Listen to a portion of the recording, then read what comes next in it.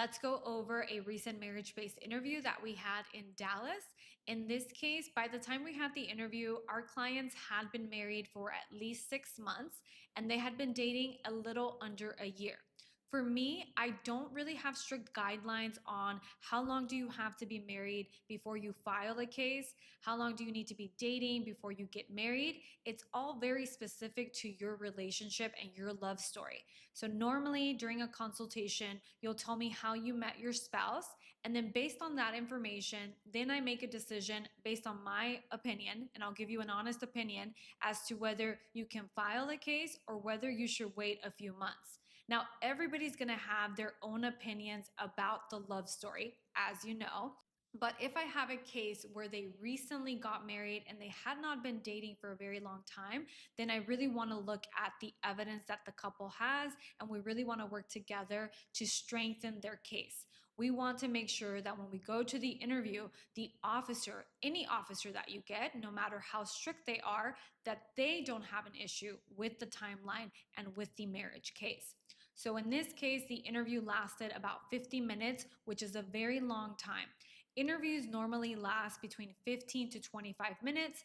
In this case, the officer never asked any questions specifically to the timeline, but they did ask several questions on the relationship and how they met. And I think the main reason for that was because how my clients were answering the questions.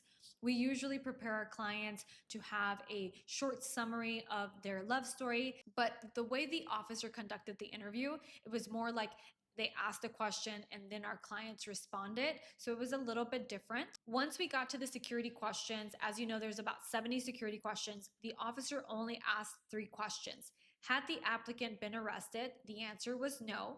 Had the applicant violated the terms and conditions of their non-immigrant status? To which they said yes, they overstayed their visa. Had you ever accrued unlawful presence? We answered no. Then the officer wanted to change that response to yes. So that's where I step in and I tell the officer that the applicant has DACA and that they obtained DACA before the age of 18 and they have continuously renewed DACA and there has been no gaps in between the authorizations. So the applicant has not accrued unlawful presence. After that, the officer agreed and left the response as no. Now, would there be a different outcome if the officer changed that response to yes? No, but you always want to keep the record as accurate as possible, and your attorney could help you clarify any legal issues that come up or any factual legal issues. The only thing we cannot do is that we cannot correct any information on the marital timeline. So if you make a mistake on when you got married or your spouse's date of birth, we cannot correct that. That goes to the validity of the marriage.